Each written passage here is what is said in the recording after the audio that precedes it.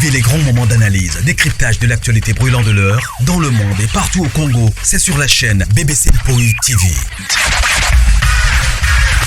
Toutes les vérités sur fond d'analyse, décryptage, sans langue de bois. Sur BBC Mpoi TV, on passe au peigne fin, l'actualité brûlant de l'heure.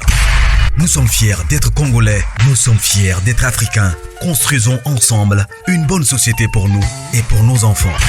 Tous à la fière, Yakozala Congolais, tous à la fière, Yakozala Africain, tous à la na Bomoko, Poto Tonga Mboka, Pona Biso, Nabanda Nabiso. Voilà, salut, bonsoir, bonjour, la grande famille.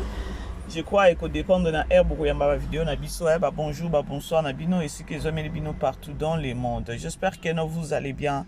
Non toujours que la grâce de notre Dieu nous suffit. Yangonde ya mutu ya na ba bomwe na biso. Voilà bandeko. Kola la kola muka eza biti d'été kasi eza juste miséricorde. Ya nzambe likolo na biso parce que toza pe spécialité bandeko na bandeko oh peut-être batiki biso na butu ya lelo ou encore na ba oh bakutana pe na ba situation ya ndenge na butu toza spécialité mais aka juste mawa na nzambe likolo na biso alors lokumu ezonga kaka epai na ye moko. Voilà bandeko lelo toza le 14 février jour à Saint-Valentin. Alors bonne fête na ba Valentin, na ba Valentine, na ba Valentino et tout ba fêtaka journée à lelo, il y a le 14 février, journée à Saint-Valentin, journée à ba amoureux et voilà. Biso to souhaiter ka bino ba bonne fête na bino ba biso ba musu to fêtaka ngote nous c'est toujours dans le Seigneur. Voilà. Ba bonne fête na bino. Voilà bandeko, je crois titre na biso bomoni, photo pe ya miniature na biso bomoni, c'est juste tenu tout ça ka moi commentaire muke kanenge zalaka sur les réseaux sociaux. Tout le monde qui légende na biso Koffi Olomide azana azaki na répétition na mamasi et voilà na répétition azalaki na mwana na ye o biso nyonso toyebi na kombo ya Minou, la fille aînée ya Koffi Olomide ya légende na biso nyonso toyebi que non collaboration déjà ezonga makasi ezalaka nango mais ekomi susu makasi et Minou pe a commis vraiment enfant chéri ya mamasi toke nango bongo. Voilà, et ça lit bien. Il y a lorsque na sali analyse c'est parce que nao sepela na mwana oyo Minou parce que epesa meli bana nyonso tuté kozala na un grand cœur, c'est-à-dire que non Minou abana pe kozela moment oyo. Elle était patiente, elle est à féliciter, elle était patiente, ya kozela pe moment moko lelo to moni Minou na répétition avec son père, papa na pesi micro, papa na binina et vraiment et sali kitoko makasi. Alors loko biso ba BBC to yaka mingi pe na ba conseil bandeko eloko aboyeza pe juste ka ke non to lancer pe message non to que le baté que non Koffi Olomide asundola ka Minou non bazara toujours en contact, bazara toujours en collaboration, mais il y a sortie médiatique ezalaka penza te lokola les gens na biso abana ko sa ba sortie médiatique trop na mwana na ye oyo babota na Ali ya soi-disant Didi Stone voilà. Et bah sortie médiatique il y a Koffi Olomide parmi banane union société plus avec Didi Stone. Alors biso union sotoza sans ignorer il y a comment na ba réalité o elekaki entre les gens na biso na Didi Stone mais atato ko ya ko sala ba analyse atato ya ko loba ke non mwana manka ki papa mais atikali kaka mwana na ye atikali kaka mwana na ye Tokyo ya ko sala ba analyse matake kitake kenaki boye si aujourd'hui nani mwana wana Didi Stone aujourd'hui peut-être a Chezolo na likolo tozo souhaité te papa na kozala wana et il est a kozala pe na momoko o ya ko lancer.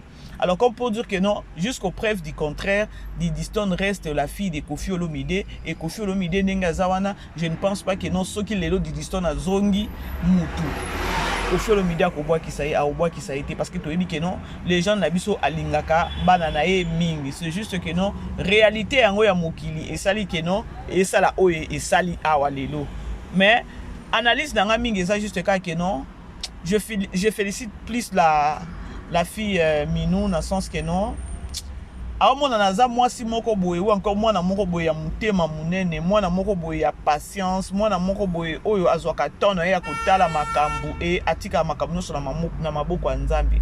Alors et ça lit bien ya komona na répétition ya Koffi Olomide na Mama Si Minou azalaki a assisté na répétition abini na papa nae à ce qui donc elle était dans sa peau Tokyo lo babongo. Alors ezelo moko ya bien et surtout Koffi Olomide pazola kisake non alinga bana nae mingi et je crois que non notre légende Tokyo condamné était lokwa bato mususu bazo condamné to mona bato mususu bazo finga na ba commentaire bato mususu bazo salango ba analyse ya koloba ke no moni obimisaka mwana moko olingaka mwana moko non bandeko eloko nyonso na mokili ezala na tanango eloko nyonso na mokili ezala na ngunga nango.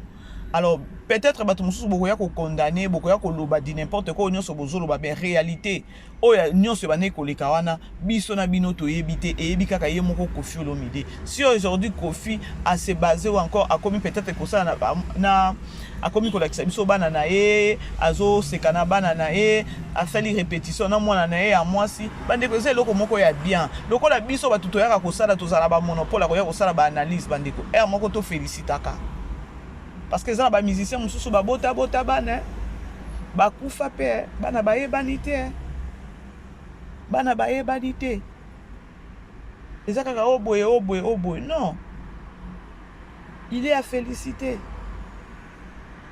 et na mwana oyo dignani c'est qui Minou vraiment non Nathalie penza mwana ana azali vraiment na patience po bana mususu peut-être ba salingaka wana lelo linga zongelanga na boyi na ngai non tolobi te ke no Koffi Olomide bana osola na Minou te bana osolola azaki en contact na bana na ye mais ba sortie médiatique ndezaka penza te bana ne pe MOP abora bango na banzembo mais ba sortie médiatique ezaki plus ndena nani na Diddy Stone biso nyonso to moni sur les réseaux sociaux façon Diddy Stone asumbi na basani to moni biso nyonso ke no façon Diddy Stone asumbi na basani et pourquoi pas papa lobake non j'ai d'autres na zape na bana mususu na zuyo na fulio mais tala retomber. Alors, c'est au moins ça. Alors, voilà, bandeko, ça qui est juste ka analyse moko amuke. J'ai aimé à comment on a Minou déjà contact les apesa makasi déjà Minou na Mama Si. Vraiment Mama Si pe elle est à féliciter. Au petit mobile na bana oki ko boya te soki bana pe bandimio alors bofo word boke bien. Alors ozo mona penza Minou otaleka de visage au mona keno azaka mona moko ya esengo aza mona moko ya mimakaka kimia atana ba Instagram na yeba ndeko moko na kota ka bato bazo poser ba question sur son papa sur Cindy elle répond vraiment calmement et puis sage donc na ba sagesse moko boui pour elle azalaka keno soki papa na ngai aza à l'aise c'est le plus important pour nanga. Si papa nanga na relation na ye aza à l'aise c'est le plus important pour nanga. Ah oui hein, c'est ça. C'est ça. Pour papa au cause à la peine na relation moko bozo pc mal à la tête lobika AVC pas tout le monde appelle nani légende na biso dépasse à pembe ya Cindy Leker ah bandeko ah Jesus ezoye banate voilà donc il a retrouvé peut-être pe bolingo na ye à jouir pe na banzembo ya yembela ka bato ya bolingo ye pas au jouir kango na minchoyo na Mama Si. Voilà bandeko, beau aimer, beau partager. Je crois ba Koffiette, ba mama, ba fan nyonso ya Mama Si. Je crois nazoki moi tant moko mulai ya tant moko nazaki trop silencieuse oui. Toza ba tout ça la kamaka mususu tozaka wana sur les réseaux sociaux te toza pe ba tout mususu toza ba tout pe tout ça musala mususu misala mususu à part les réseaux sociaux. Voilà. C'est au moins ça mais là on essaie de retourner encore toujours vraiment dans ça sur les réseaux sociaux et voilà c'est pourquoi dans le but que non lancé dans mon message avec la petite vidéo que non je viens de voir sur la page il y a les gens d'Abisso Koffi Olomide vraiment et ça linga bien abi pourquoi pas na ça ilango analyse moi mukie Minou penza na sepela na mwana na makasi aza mwana moko mona na keno entourage na il faut kaka pezala c'est au moins ça moi si faut que la bongo. Yeah, voilà.